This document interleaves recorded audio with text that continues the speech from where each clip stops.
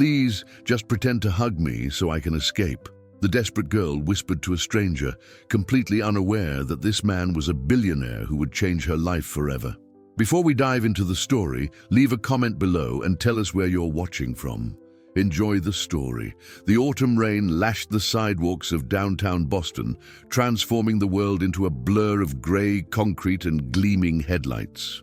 Jack Morgan tightened his black wool coat as he exited the Harrison and Associates building, his lawyer's words still echoing in his mind. "The insurance settlement is complete, Jack. Catherine's affairs are all settled now. 6 months. 6 months since the accident that took everything from him. He walked aimlessly through the financial district, his Italian leather shoes splashing in puddles he didn't even care to avoid. The 30-year-old tech magnate, who once commanded boardrooms with confidence, now felt like a ghost wandering through his own life. His company, Morgan Technologies, practically ran itself now. He had built it too well, making himself almost unnecessary, just like everything else in his world now. The sound of hurried footsteps broke his fog of self-pity. Small, frantic steps approaching. Jack looked up at the exact moment a small figure collided with his legs, nearly knocking him backward. "Please," a breathless voice whispered urgently. "Please, sir, just pretend to hug me." Jack looked down, stunned. A little girl, perhaps 7 years old, with disheveled dark hair and clothes that had seen better days, was pressed against him. Her brown eyes were wide with desperation, frantically looking over his shoulder.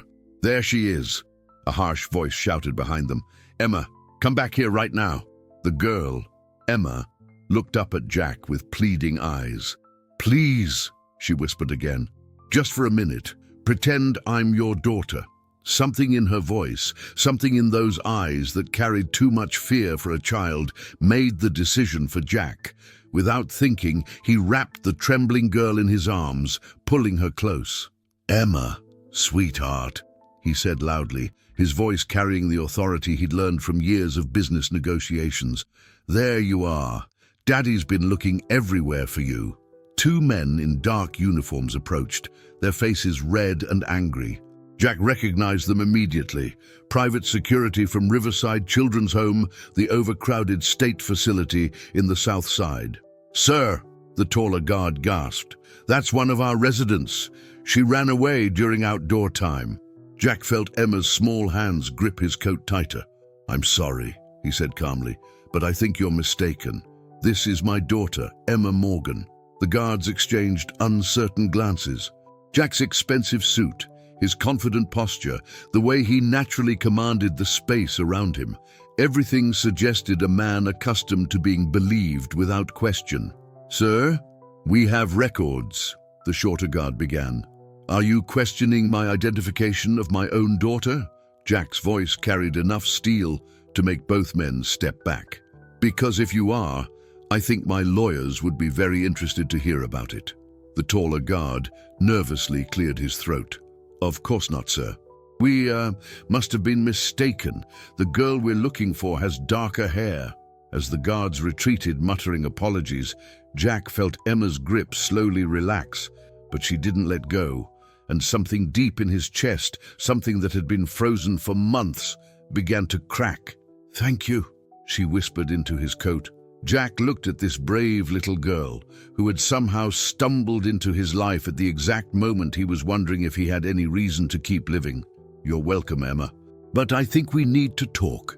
And as the rain continued to fall around them, neither realized that this desperate embrace would be the beginning of something that would save them both. But first, they needed to survive what was coming, because running away from Riverside Children's Home was just the beginning of Emma's troubles. And Jack Morgan was about to discover that some rescue missions changed the savior more than the saved.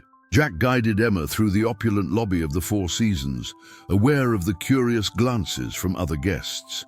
Her worn sneakers squeaked against the immaculate marble floor, and she kept her head down, shoulders hunched, as if expecting someone to grab her at any moment. The contrast between her tattered clothes and the luxury of the hotel seemed almost obscene. "Mr. Morgan," the concierge nodded respectfully. his trained eyes barely blinking at Emma's appearance. "Your usual suite." "Yes, thank you, Marcus." Jack's voice remained steady, but his mind raced with questions he couldn't answer. What was he doing? He had just committed what was essentially kidnapping, helping a child evade legal custody. But something about Emma's raw terror had awakened protective instincts he didn't know he still possessed after months of emotional numbness. In the elevator, Emma finally broke the silence. "Why did you help me?" Her voice was barely above a whisper, as if speaking too loudly might shatter this unexpected sanctuary. Jack studied her reflection in the polished brass doors.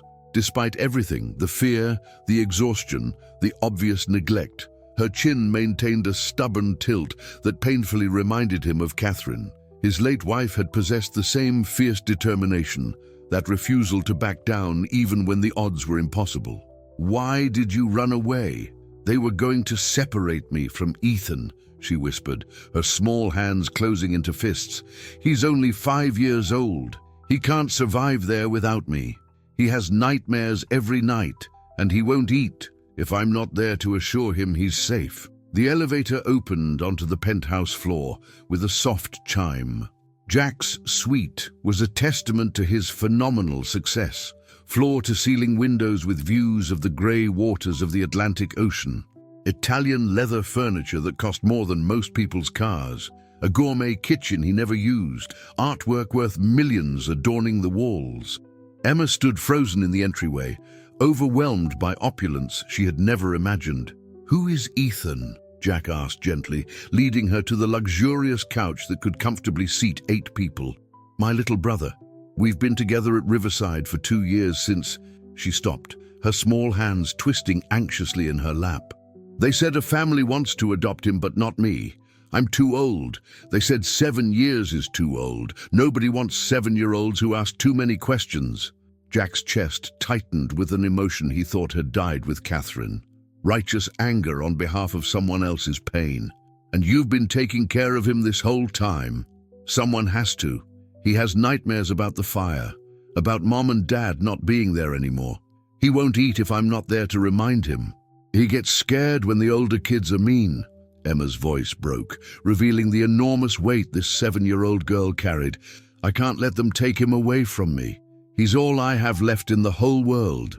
For the first time in months, Jack felt a genuine purpose surging in his chest, pushing through the fog of grief that had consumed him. "Emma, what if I told you there might be another way? What if we could find a solution that keeps you and Ethan together permanently?" Emma's eyes widened with hope, so pure and desperate it nearly broke his heart. "You would do that for us, but you don't even know us." "I'll try with everything I have," said Jack, and for the first time since Catherine's funeral, he meant something completely. "But first, you need food and rest. Tomorrow, we'll figure out how to save your brother and ensure you're never separated again." As Emma finally allowed herself to relax into the luxurious cushions, Jack realized that for the first time since Catherine's death, he had something worth fighting for again. 2 things, actually, and he would move heaven and earth to protect them both. The next morning, Jack sat across from his longtime attorney, Robert Chen, in the man's mahogany-paneled office overlooking downtown Boston. Robert's expression grew increasingly concerned as Jack explained the previous day's events, his well-manicured fingers nervously drumming on the leather desk. "Let me get this straight," Robert said slowly, removing his thin-rimmed glasses to clean them, a nervous habit that Jack recognized from 20 years of legal battles. "You want to adopt 2 children you met yesterday, one of whom is technically a fugitive from state custody, and you're asking me to make this happen immediately?" "Emma isn't a fugitive, Robert. She's a terrified little girl trying to protect her brother from a system that has catastrophically failed them both." Robert leaned back in his leather chair, studying his most successful client with worried eyes. "Jack, I understand you're still processing your grief for Catherine, but this isn't the way to fill that void. Taking on damaged children isn't therapy, and it's not what Catherine would have wanted for you." "This has nothing to do with grief," Jack cut in sharply, though they both knew that wasn't entirely true. These children need help, and I'm in a position to provide it. I have unlimited resources, a stable home, and time to devote to their healing. The state won't see it that way. You're a single man with no parenting experience, and frankly, your mental state since the accident has been—" Robert's voice softened with genuine concern. "You've barely left your penthouse in 6 months. You've missed critical board meetings. Your assistant fields calls from worried investors weekly. The press is starting to ask questions about the stability of Morgan Technologies' leadership." Jack rose abruptly, pacing to the floor-to-ceiling windows. "My mental state is perfectly fine. I'm functioning, I'm making decisions, I'm managing my responsibilities. You're surviving, not living. There's a difference." Robert's voice carried the weight of decades of friendship. "I'm worried about you, but taking on severely traumatized children isn't the solution. The adoption process alone could take years, assuming the state would even consider you eligible." Jack turned to his friend and legal counselor. "They're not damaged goods to be fixed, Robert. They're survivors who have been let down by every adult who was supposed to protect them. If I don't help them, who will?" Back at the hotel suite, Jack found Emma curled up beside the enormous windows, still wearing yesterday's clothes. Despite the shopping bags full of new outfits he'd had delivered, she looked impossibly small against the backdrop of Boston's skyscrapers, a tiny figure dwarfed by a world too big and too cruel for someone her age. "How did it go with your lawyer?" she asked quietly, not turning from the window. Jack sat beside her on the window seat, noticing how she instinctively tensed before forcing herself to relax. "It's going to be complicated. The system wasn't designed for situations like this. There are procedures, waiting periods, evaluations." Emma nodded with the resigned wisdom of someone who had learned early that adults made promises they couldn't keep. "That's okay. I understand. You tried, and that's more than anyone else has done." "Emma, look at me." He waited until her brown eyes met his, seeing the fragile hope she was trying so hard to protect. "I said, complicated, not impossible. I don't give up easily. Ask anyone who's tried to compete against Morgan Technologies. I fight until I win." For the first time since he'd met her, Emma smiled, actually smiled, lighting up her entire face. "So what do we do now?" "Now we go see Ethan officially as your potential new family." Jack picked up his phone, scrolling through contacts that represented decades of accumulated favors and influence. "I'm calling in all my chips. By tonight, I want to understand exactly what we're fighting against and how to win." Emma threw her thin arms around him in a fierce hug, and Jack felt something he had forgotten existed: hope mixed with fierce determination and the terrifying, exciting knowledge that he finally had something worth fighting for again. Riverside Children's Home squatted like a grey concrete fortress in Boston's neglected South Side. Its narrow, barred windows and uninviting fence crowned with barbed wire made it look more like a minimum security prison than a place meant to nurture children. Jack's gleaming black Tesla looked absurdly out of place in the pothole-filled parking lot, drawing suspicious glances from the few staff visible through the building's dirty windows. "I don't want to go back in there," Emma whispered, gripping Jack's hand tightly enough to leave marks. Her entire body trembled as they approached the institutional entrance. "It smells like disinfectant and sadness, and the walls are always cold." "You won't have to stay," Jack promised, squeezing her hand reassuringly. "We're just visiting Ethan, remember? Just long enough to let him know someone is fighting for you both." Director Margaret Walsh was a severe woman in her 50s, who clearly viewed Jack with deep suspicion, despite his expensive suit and obvious wealth. Her office was Spartanly functional, decorated only with motivational posters about character-building discipline, and a single withered plant that seemed to mirror the hope of the children in her care. "Mr. Morgan, I appreciate your sudden interest in adoption," Walsh said, her tone suggesting anything but appreciation. "But I must inform you that Emma Taylor is not available for placement. She has exhibited serious behavioral issues that make her unsuitable for family integration." "What kind of behavioral issues?" Jack asked, his businessman's instincts immediately suspicious of such vague accusations. Running away, defiance to authority figures, inability to adjust to our structure and established rules. She has been consistently disruptive to other children's placement opportunities. Walsh's tone was clipped, professional, but Jack caught something else underneath. Genuine antipathy toward a 7-year-old child. She questions our decisions, undermines our staff, and has proven unable to accept appropriate discipline. Jack felt Emma stiffen beside him, shrinking as if trying to make herself invisible. She's 7 years old. Age does not excuse destructive behavior, Mr. Morgan. However, her brother Ethan is an excellent candidate for adoption, well-behaved, adaptable, with no history of problems or challenges. Several families have expressed strong interest in him. Udil, they were led through sterile corridors, lined with motivational posters that seemed cruelly ironic given the place's obvious desperation. Every day is a new beginning, hung above a water stain spreading across cracked ceiling tiles. Children of various ages sat in a gloomy common room, their faces empty with the particular blankness that Jack recognized from his own recent months of existing rather than living. Then Emma let go of Jack's hand and ran toward a small boy with sandy hair and the same expressive brown eyes as Emma. "Ethan!" The reunion was heartbreaking in its desperate intensity. Ethan, who couldn't have been more than 5, launched himself into Emma's arms and clung to her as if she were his lifeline, which Jack realized with growing anger she probably was. The little boy sobbed against her shoulder, his thin body shaking with relief and terror. "Emma, they said you were gone forever and never coming back." Ethan's voice was high with panic, the words tumbling over each other. "I didn't eat yesterday or the day before. I couldn't find you anywhere. Mrs. Patterson said you probably got hit by a car." "I'm here now, baby," Emma soothed, running her fingers through his hair with the practiced gentleness of someone who had been mothering him for years.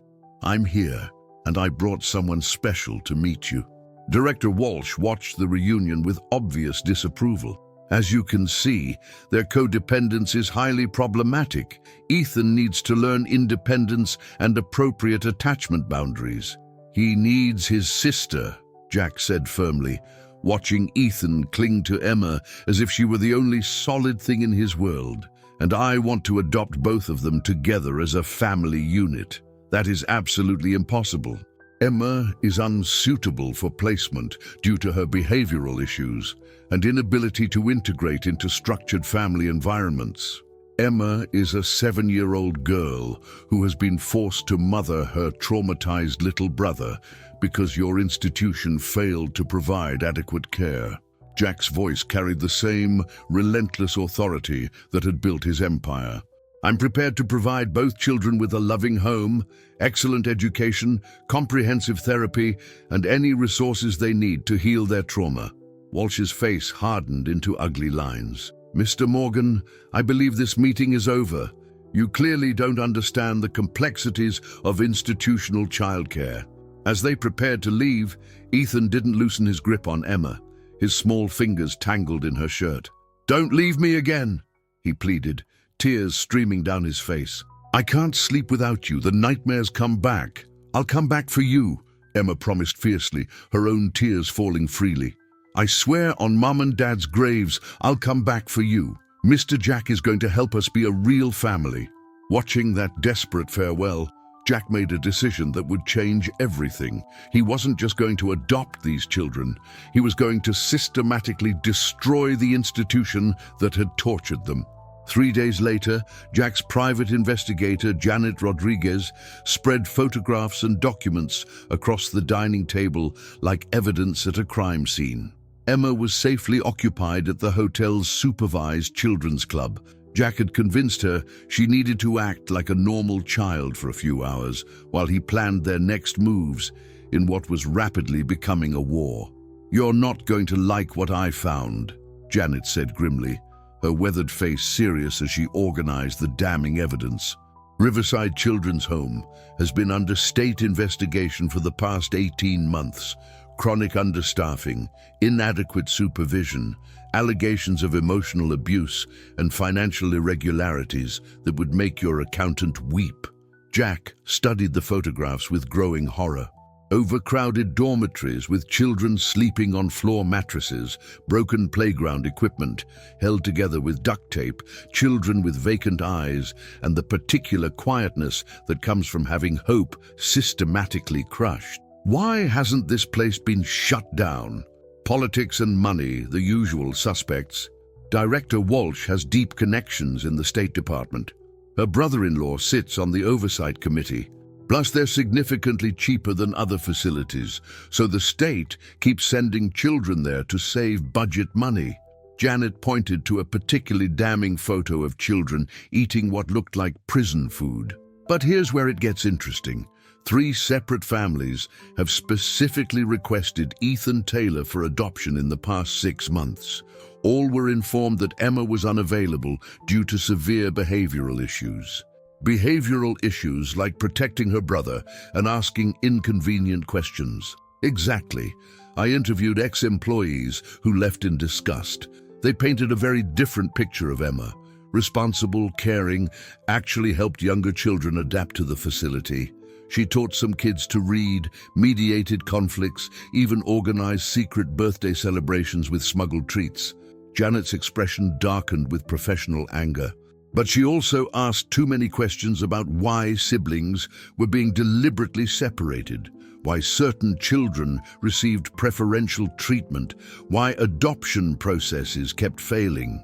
Jack felt his carefully controlled anger building into something volcanic. She was a threat to their profitable system of dysfunction. It gets much darker. Ethan has had 3 serious adoption attempts fail in the last year. Each time, the prospective family said he was too severely traumatized, too pathologically attached to his sister. He would cry constantly for Emma, refuse to eat, have panic attacks so severe they required medical intervention. Janet pulled another stack of documents. The last family filed an official complaint, saying the home never disclosed the extent of his psychological damage. Damage that was directly caused by forcing him to live without his primary attachment figure. Because they deliberately separated him from the one person who could help him heal. There's more, and it'll break your heart. I found the original case files for Emma and Ethan, along with the news coverage of their parents' deaths. Janet's voice softened with genuine compassion. House fire 2 years ago, electrical malfunction in the middle of the night. Emma woke up to the smoke, managed to pull Ethan from his crib and carry him to safety. She saved his life, Jack.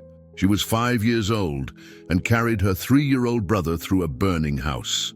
Jack had to grab the edge of the table to keep standing.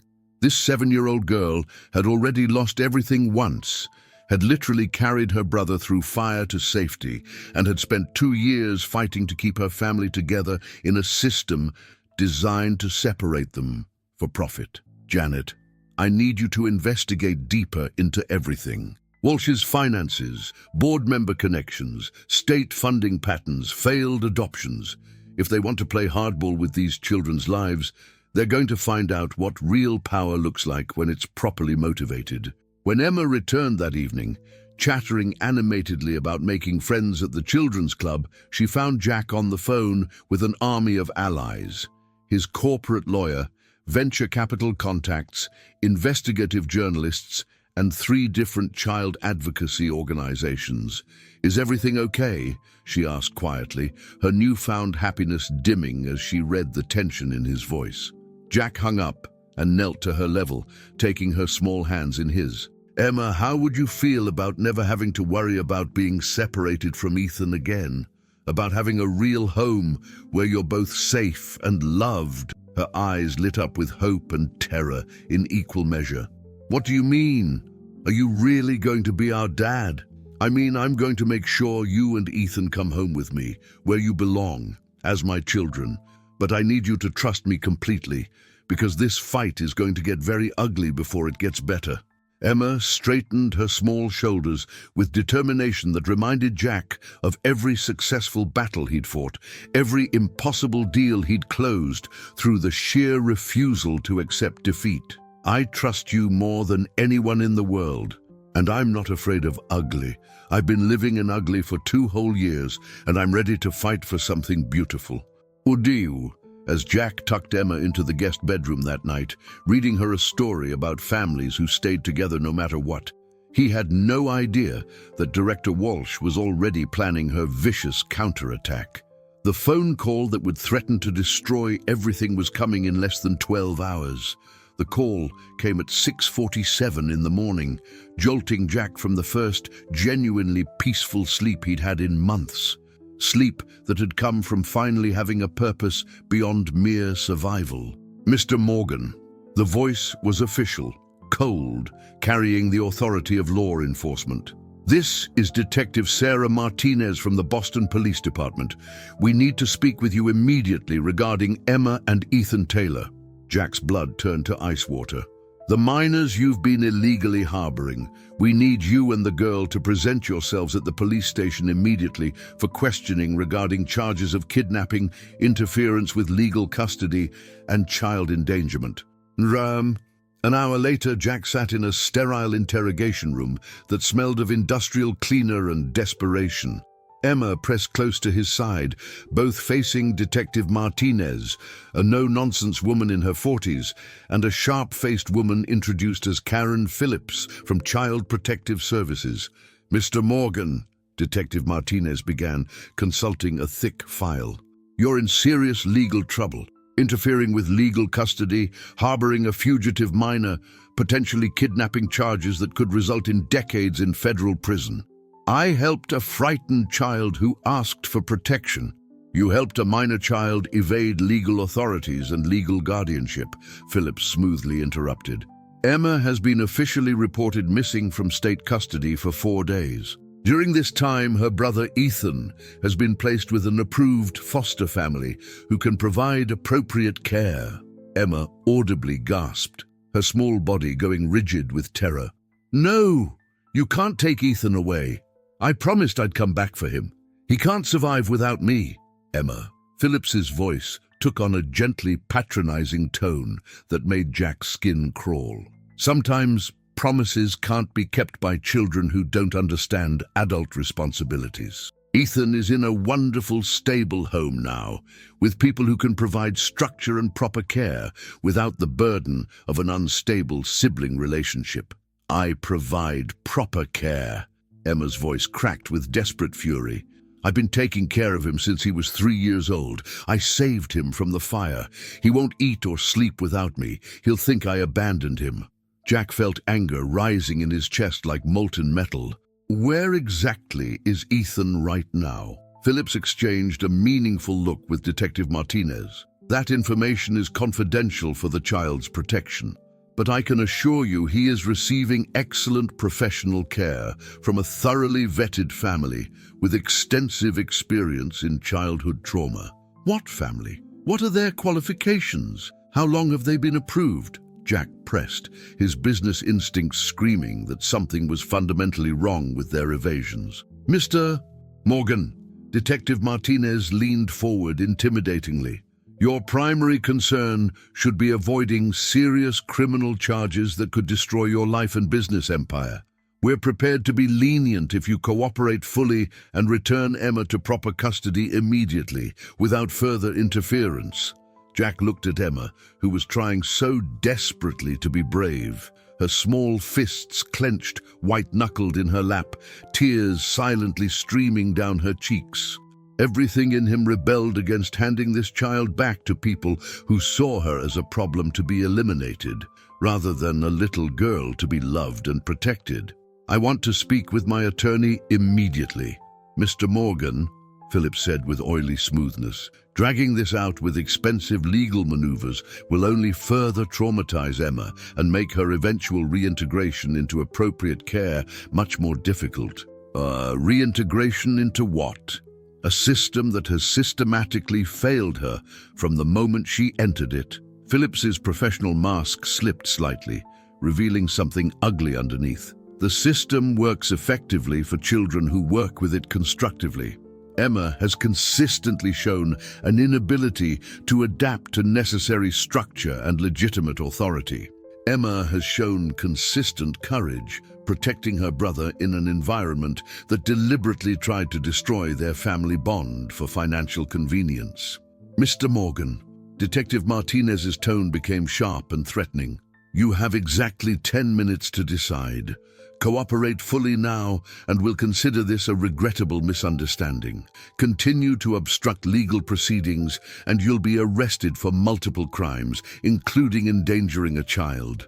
Jack felt the carefully constructed trap closing around them like a steel cage. But when Emma looked at him with absolute trust shining in her eyes, trust that said he was the only adult who had ever really fought for her, he realized something that changed the entire game. He wasn't fighting for custody anymore. He was fighting for justice, and he had resources they couldn't even imagine. "Detective Martinez," Jack said with deadly calm, "before we continue, I want to officially report multiple crimes: systematic child abuse, deliberate infliction of psychological trauma, conspiracy to separate siblings for financial gain, and fraud in adoption procedures, and I have comprehensive evidence." Phillips visibly paled. "Mr. Morgan, you're making completely unfounded accusations that could constitute slander." "Am I?" Jack picked up his phone with surgical precision. "Because I think the FBI office would be fascinated by Janet Rodriguez's investigation into Riverside Children's Home's financial irregularities, the documented pattern of deliberately sabotaged adoptions, and the systematic abuse of vulnerable children." As the adults stared at each other across the table in electric silence, Emma whispered something that stopped them all. "Ethan isn't with a real family, is he? He's still at Riverside in the punishment room where they put kids who cry too much." The silence that followed told Jack everything he needed to know. The real war was just beginning, and now he knew exactly what kind of monsters he was facing. But Emma had just revealed that she knew far more about the institution's dark secrets than anyone had realized. Secrets that could bring down the entire corrupt system. Within 2 hours of Emma's revelation about the punishment room, Jack had mobilized a team that would have impressed a Fortune 500 crisis management firm. His penthouse suite had been transformed into a full command room with laptops, legal documents, and a direct line to investigative journalist Rebecca Torres of the Boston Globe. "Emma," Jack said gently, kneeling beside her as she sat curled on the window seat, "I need you to tell me everything you know about this punishment room. Can you do that for Ethan?" Emma's eyes were red from crying, but her voice was steady with the terrible wisdom of a child who had seen too much. "It's in the basement, past the laundry where they make us work. Mrs. Walsh puts children there when they misbehave.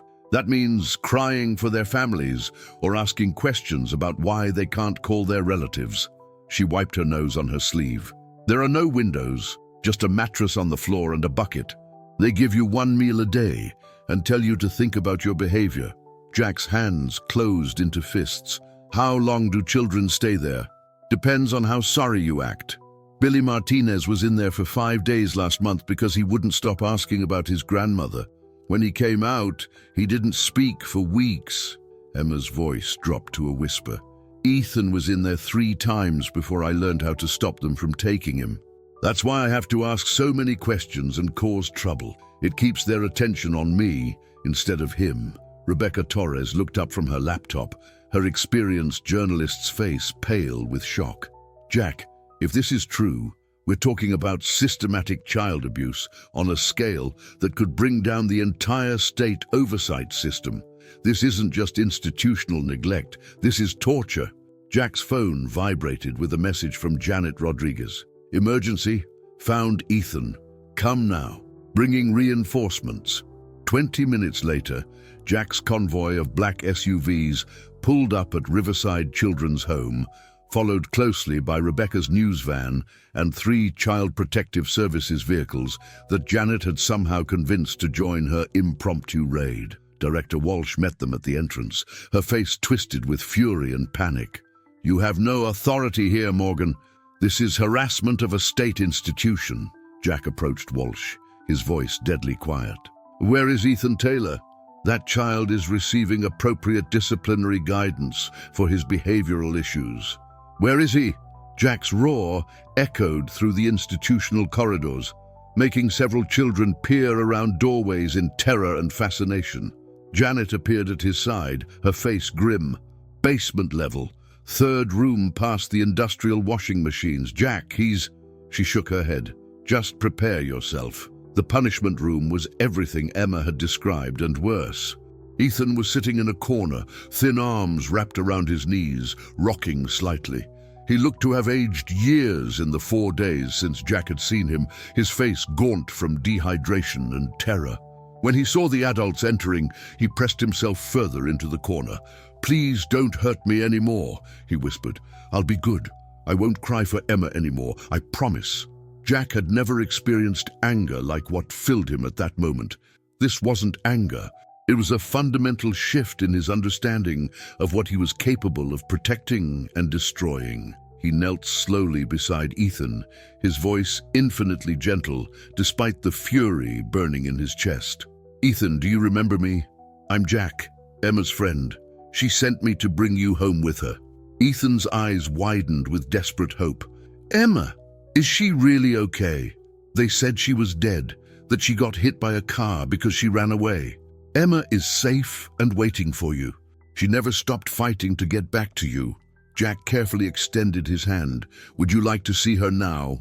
As Ethan launched himself into Jack's arms, clinging to him with the desperate strength of a child who had been drowning and finally found solid ground, Jack made a vow that would reshape his entire life. He wouldn't just destroy Riverside Children's Home, he would ensure no child ever suffered like this again. Behind them, Rebecca Torres documented everything with the thoroughness of a Pulitzer Prize winner who had just found the story of her career. Director Walsh's reign of terror was about to become front-page news across the nation. But first, Jack had 2 children to bring home safely and a war to finish. The Boston Globe report hit newsstands and digital platforms at 6 a.m. sharp with a headline that stopped traffic: "House of Horrors. Billionaire tech CEO exposes systematic child abuse at city-funded facility." Rebecca Torres had worked through the night, crafting a piece so devastating, it immediately went viral, shared thousands of times within hours. Jack sat in the living room of his suite, Emma curled against his left side, and Ethan pressed against his right. Both children finally asleep after their emotional reunion the night before. His phone buzzed incessantly since dawn, with calls from reporters, politicians, and child advocacy groups from across the country.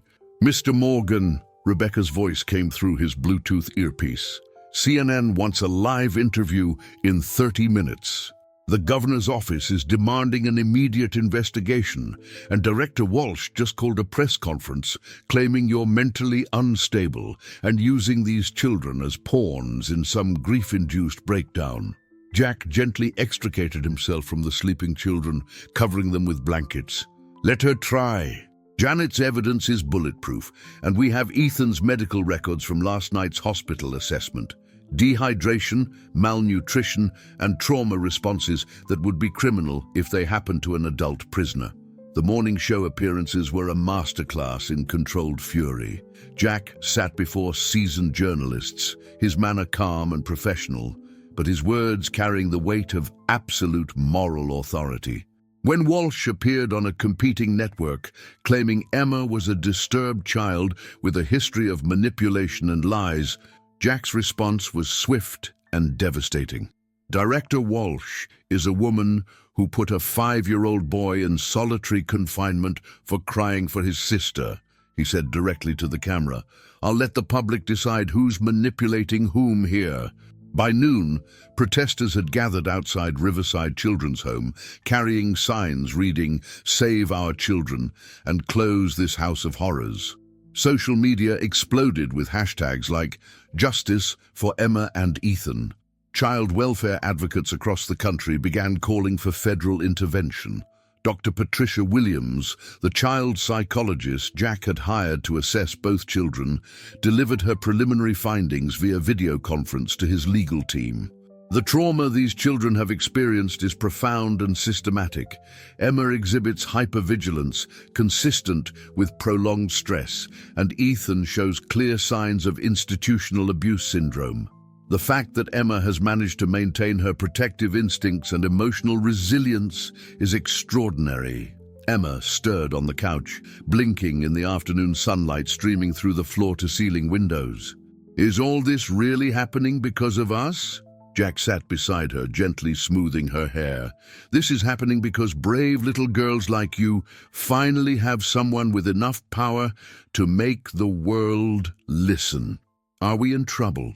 Will they take Ethan away again?" "Never," Jack said with absolute certainty.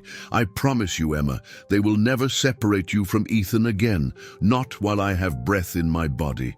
Emma studied his face with the serious intensity of a child who had learned to read adult emotions to survive. "Are you really going to be our dad? Like forever and ever, even when we're grown up?" The question hit Jack with unexpected force. In all his strategic planning and legal maneuvering, he had focused on rescuing these children from immediate danger. But Emma was asking about permanence, about belonging, about the kind of forever family both children had lost in a fire 2 years ago. "Yes," he said, and realized he had never meant anything more completely in his life. "Forever and ever, even when you're grown up with families of your own, you'll always be my children." Emma smiled with pure joy and threw her arms around his neck. But over her shoulder, Jack could see Ethan watching them, with eyes that carried too much weariness for a 5-year-old boy. The little boy had learned not to trust promises of forever. Jack had work ahead of him, but for the first time in months, that work felt like the most important thing he had ever undertaken. Outside, the media war continued, but inside his suite, he was learning to be someone he had never been before, a father. The phone rang with news that would change everything. "Mr. Morgan, this is FBI agent Sarah Cooper. We need to discuss what we found about Riverside Children's Home's financial records. Can you come immediately and bring your legal team? This is bigger than you imagine." The FBI field office in downtown Boston felt like a fortress of justice, all concrete and steel and the weight of federal authority. Jack sat at a conference table surrounded by Agent Sarah Cooper, Assistant Director Michael Ross, and boxes of evidence enough to fill a small warehouse. Emma and Ethan were safely with Dr. Williams, finally beginning therapy sessions that would help them process their trauma. "Mr. Morgan," Agent Cooper began, spreading financial documents across the polished table, "your private investigator uncovered the tip of an iceberg. What we've found in the last 48 hours is a systematic operation involving multiple children's homes in 3 states. Jack leaned forward, his business instincts immediately recognizing the scope of what she was describing. Money laundering? Worse. Riverside Children's Home has deliberately sabotaged adoptions to maintain a stable population of long-term residents. The state pays more for children who have been in the system for over 2 years, almost double the standard rate for hard-to-place children. Assistant Director Ross pulled out a chart showing payment structures. They've been creating hard-to-place children by damaging them psychologically. The revelation hit Jack like a physical blow. They've been torturing children for profit. It gets darker. We've identified at least 12 other facilities in Massachusetts, Rhode Island, and New Hampshire, operating similar schemes. Walsh wasn't acting alone. This is an organized criminal enterprise disguised as child welfare. Agent Cooper's voice carried the controlled fury of someone who had spent 20 years fighting injustice. Your Emma and Ethan weren't just victims. They were profit centers. 2 children generating approximately $8,000 per month in state funding with minimal oversight. Jack had to grip the edge of the table to maintain his composure. The punishment room designed to systematically break children's spirits. Children who fight the system, who ask questions, who try to protect siblings. They're targeted for psychological destruction until they either become compliant or age out of the system. Ross showed him photographs of similar facilities. We've found punishment rooms in 8 of the 12 locations we're investigating. How many children are we talking about? Agent Cooper's expression grew even grimmer. Conservative estimate, over 300 children being actively abused right now. Some have been in this network of facilities their entire lives, moved between institutions whenever someone gets too curious. Jack thought of Emma's fierce protection, Ethan's terror, the vacant-eyed children he'd seen in Riverside's common room. Multiply that by 300. What do you need from me? Your media attention has been invaluable. Public pressure is forcing politicians to act instead of hiding behind bureaucratic delays. But we need your resources for something bigger. Ross leaned forward intensely. We're planning coordinated raids on all 12 facilities simultaneously. We need temporary housing, psychological support, medical care, and legal representation for potentially hundreds of traumatized children. You have it, whatever you need. Unlimited budget. There's more. Several of these facilities have connections to international adoption agencies that we suspect are involved in trafficking. This investigation could span multiple countries and take years to fully unravel. Agent Cooper studied Jack's face carefully. Are you prepared for that level of commitment? Because once we start, there's no going back.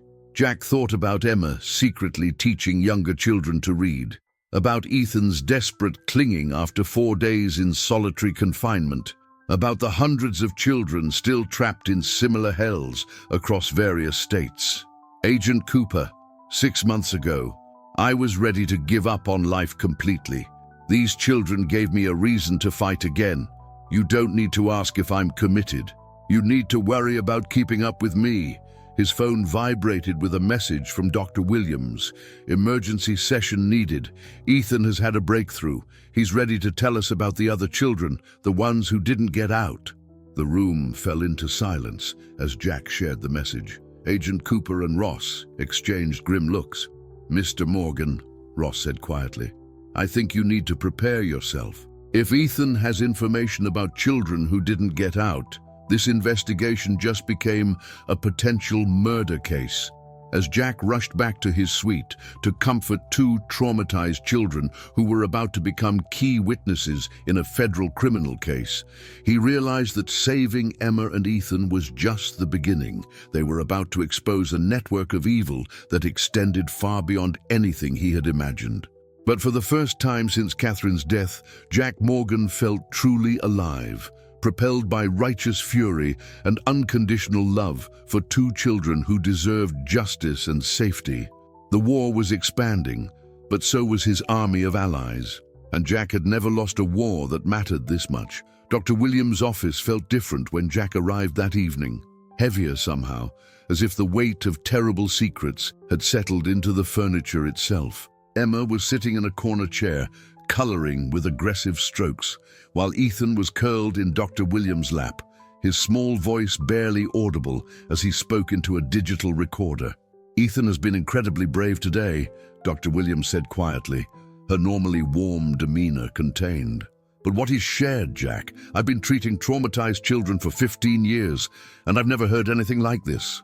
Ethan looked up with eyes that contained knowledge no 5-year-old boy should possess.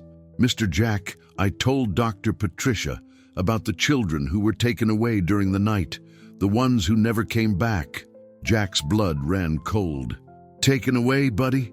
Mrs. Walsh said they went to special families, but Ethan's voice dropped to a whisper. I saw them put Lucy in a van with no windows. She was screaming for her mommy, but her mommy was dead, just like our mom and dad are dead. Dr. Williams handed Jack a legal pad covered with notes. According to Ethan, children who caused too many problems or had no living relatives would disappear during night shifts. Staff would tell the other children they had been adopted, but Ethan noticed these children never received the normal preparation for adoption. New clothes, goodbye parties, meetings with families. How many children? Jack's voice was steady, but inside he was fracturing. Ethan remembers at least 8 in the past year, all of them without family contact, without advocates, no one to ask questions. Dr. Williams's professional composure cracked slightly. Jack, I'm legally obligated to report suspected trafficking, and based on Ethan's testimony, Emma looked up from her violent coloring. They took children to the bad place, the place where people hurt children for money and take pictures. I heard Mrs. Walsh talking on the phone about merchandise and special customers who pay extra for new stock. The room went silent except for the sound of Jack's heart beating against his ribs. His 7-year-old daughter, because that's what Emma was now, his daughter, had just described a child trafficking operation operating under the cover of state-sanctioned child welfare. "Emma," he said carefully, "have you ever seen any of these phone calls? Heard names or places?" Emma nodded gravely. "Mrs. Walsh has a red phone in her desk drawer. She only uses it at night, when most of the staff has gone home. She talks about product quality and shipping schedules and premium customers in other states." Jack's phone was in his hand and dialing Agent Cooper before he consciously decided to move. "Agent Cooper, this is Jack Morgan. I need the FBI at Dr. Williams' office immediately.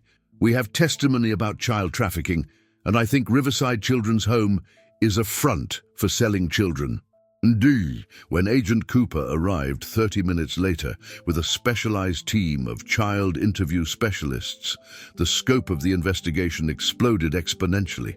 Ethan's testimony, given with Emma holding his hand for support, painted a picture of systematic child trafficking disguised as adoption services. The night people would come for different children, Ethan explained to the gentle FBI specialist. They didn't use the front door. They came through the basement where the punishment room is. Mrs. Walsh would take children down there and tell them they were going to meet their new family. But the people weren't nice like families. They were scary and had cameras. Agent Cooper's jaw tightened with professional fury.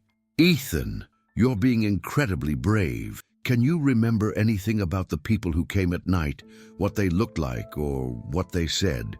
"One man had a snake tattoo on his neck. He told Mrs. Walsh that Lucy was perfect merchandise because she was small and had been properly broken.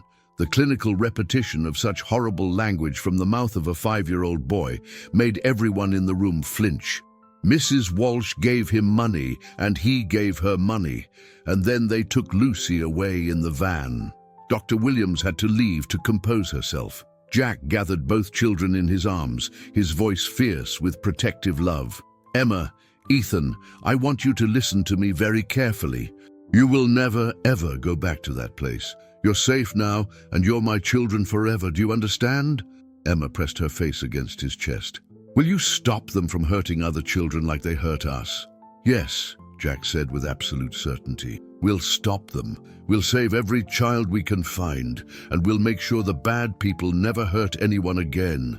And as Agent Cooper coordinated an emergency federal response that would involve multiple law enforcement agencies in 6 states, Jack realized that his war against Riverside Children's Home had just become something much bigger and more important. A battle against a network of monsters who bought and sold children for profit. But he also realized something else. Emma and Ethan hadn't just survived this evil. They had gathered intelligence that could destroy it completely. His brave, brilliant children were about to help save hundreds of other children. The final confrontation with Director Walsh would be more devastating than she could possibly imagine.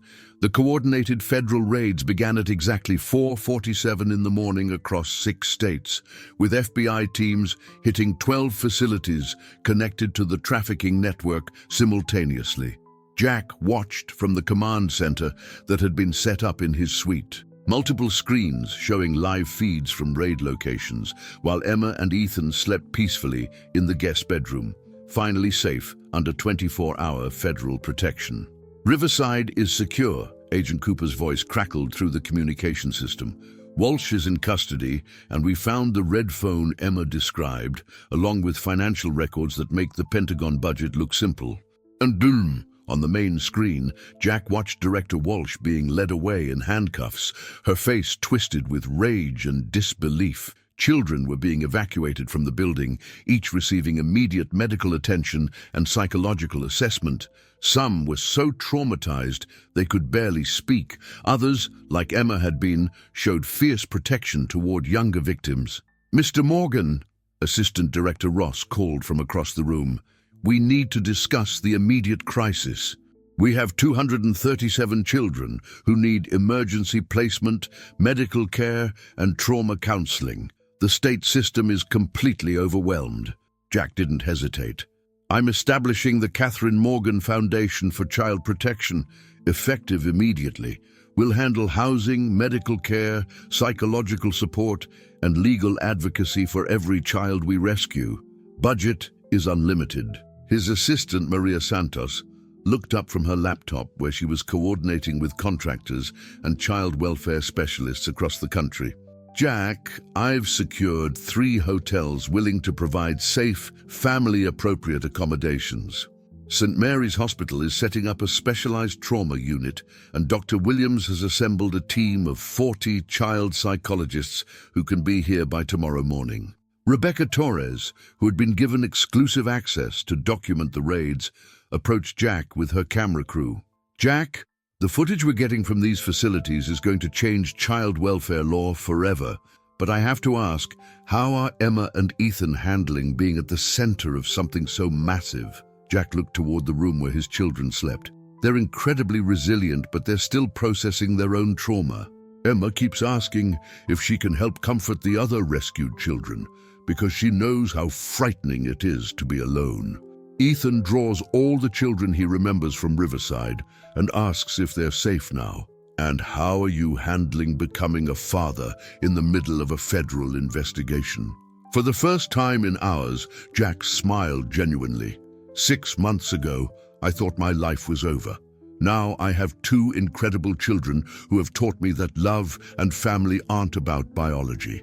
They're about choosing to protect each other no matter what. Emma and Ethan chose me as much as I chose them." Dr. Williams emerged from a teleconference with Federal Victim Services coordinators. "Jack, we're seeing patterns across all the rescued children that confirm Ethan's testimony.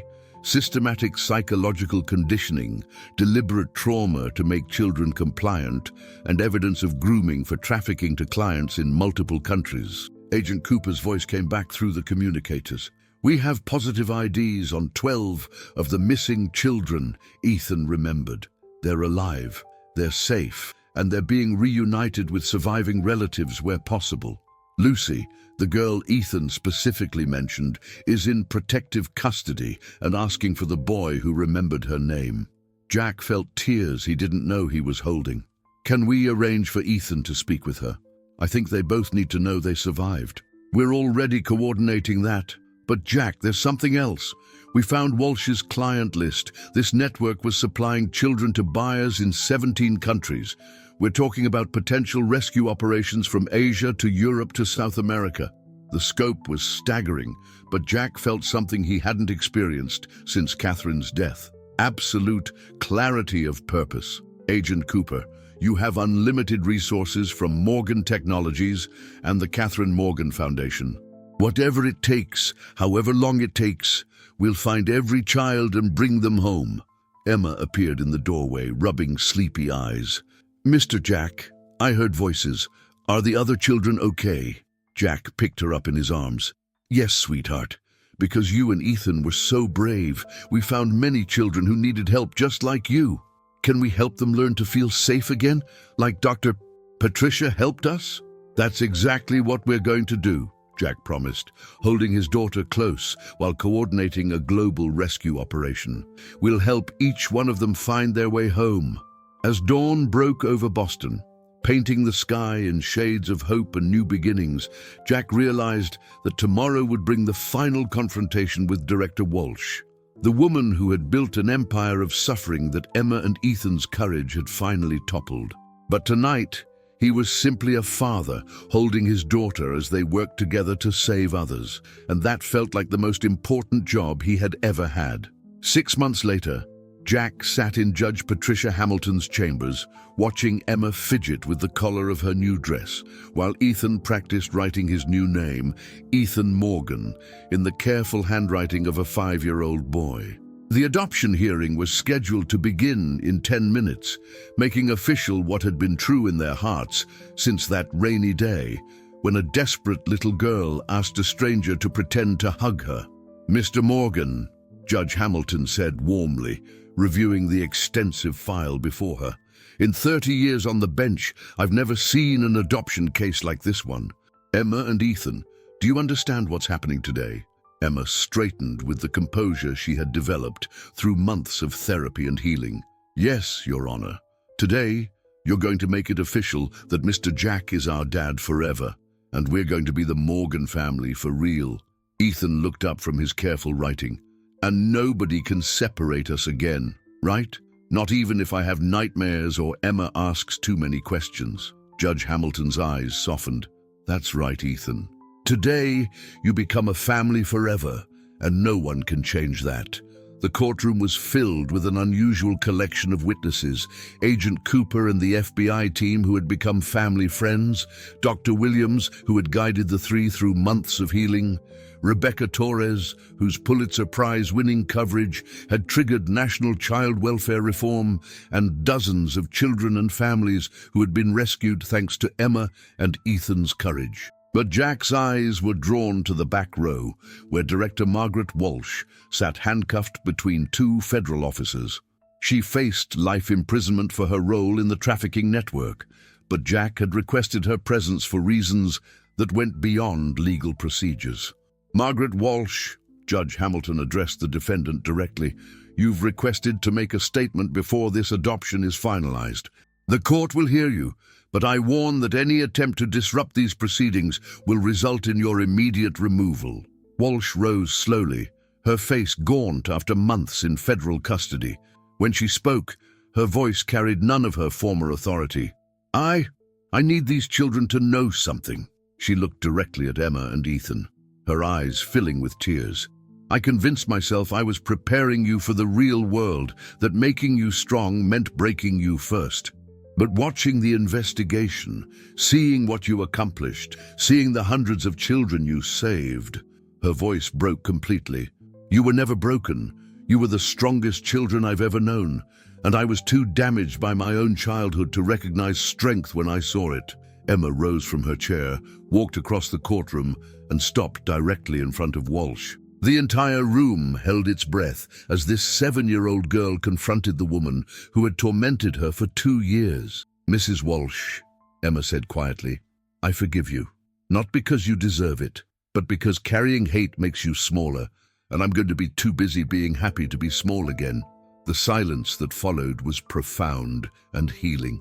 Walsh collapsed back into her chair, sobbing with what sounded like genuine remorse for the first time in her adult life. Judge Hamilton wiped her own eyes before continuing. Emma Taylor and Ethan Taylor, by the power vested in me by the state of Massachusetts, I declare you legally adopted by Jack Morgan.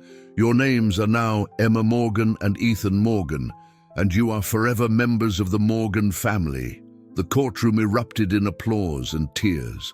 Jack knelt as both children launched themselves into his arms, holding them as if he could absorb all their pain and replace it with pure love. We're really a family now, Ethan whispered in wonder. We always were a family, Jack replied, his voice thick with emotion. The papers just made it official.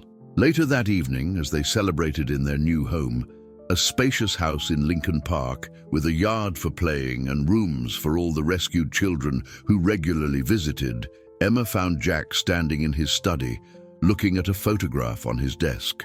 Is that Mom Catherine? Emma asked quietly. Jack nodded, lifting her onto his lap. Yes, sweetheart. I think she would have loved you and Ethan very much. Do you think she's sad that we're your kids now instead of her babies? Jack considered the question with the seriousness it deserved. Emma, I think Mom Catherine sent you to me that day when you needed help. I think she knew I needed to learn to love again and knew you and Ethan needed someone to fight for you. I think she's watching over all three of us and smiling. Emma thoughtfully studied Catherine's photograph. She looks kind, like the kind of mom who would like her husband to save children who needed saving. That's exactly the kind of person she was. Ethan appeared in the doorway, dragging his favorite blanket. Daddy Jack, will you read us the story about the family that saves each other? It had become their nightly ritual, a story Jack had written about a businessman who thought he had nothing left to live for until 2 brave children showed him that love multiplies when you share it. As they settled into the reading nook Jack had built in their family room, surrounded by the soft glow of lamps and the safety of home, Jack reflected on how much had changed since that rainy October day. The Catherine Morgan Foundation had rescued over 800 children globally, reformed child welfare laws in 12 states, and provided healing services for thousands of families. Emma had started a support group for rescued children, teaching them the courage she had learned protecting Ethan. Ethan had begun speaking at conferences, his innocent wisdom helping adults understand the perspective of vulnerable children. But the greatest transformation was Jack himself. The empty, grieving man who wandered Boston streets looking for a reason to keep living had become a father, an advocate, and a warrior for justice. All because a 7-year-old girl had asked him to pretend to hug her. "Dad," Emma said as he finished the story, "do you think other children out there need families like we needed you?" "I'm sure they do, sweetheart. Why do you ask?" Emma and Ethan exchanged a look that Jack had learned meant they were planning something wonderful and probably expensive. "Well," Emma said carefully, "Ethan and I were thinking that this house is pretty big, and we know a lot of children who need homes, and we're pretty good at being older siblings now." Jack looked at his remarkable children, survivors turned healers, victims turned heroes, broken children who had taught him to be whole again. "Are you suggesting we expand the Morgan family?" "Only if you want to," Ethan said quickly. "We know we're probably already enough work." Jack pulled both children close, overwhelmed by their capacity to love after all they had endured. "Emma Morgan and Ethan Morgan, you are never too much work. You are the greatest gifts I've ever received. And if you want to share our family with more children who need love, then that's exactly what we'll do." As thunder rumbled outside, far from their warm, safe home, Jack remembered another stormy night when a desperate embrace had changed 3 lives forever. Now surrounded by his children's laughter and planning to open their hearts to even more children who needed families, he understood that love wasn't something that ended when you shared it. Love was something that grew stronger every time you chose to share it. And the Morgan family was just beginning. And you got emotional too, so more people can know about this incredible journey. Want more heartwarming stories that make us reflect? Subscribe to the channel and hit the bell to not miss anything. Now we want to know your opinion in the comments. Have you ever felt that a child knew something that adults ignored? Tell us your story. Remember to share this video with someone who needs a dose of hope and to believe in the strength of little heroes. We'll see you in the next story.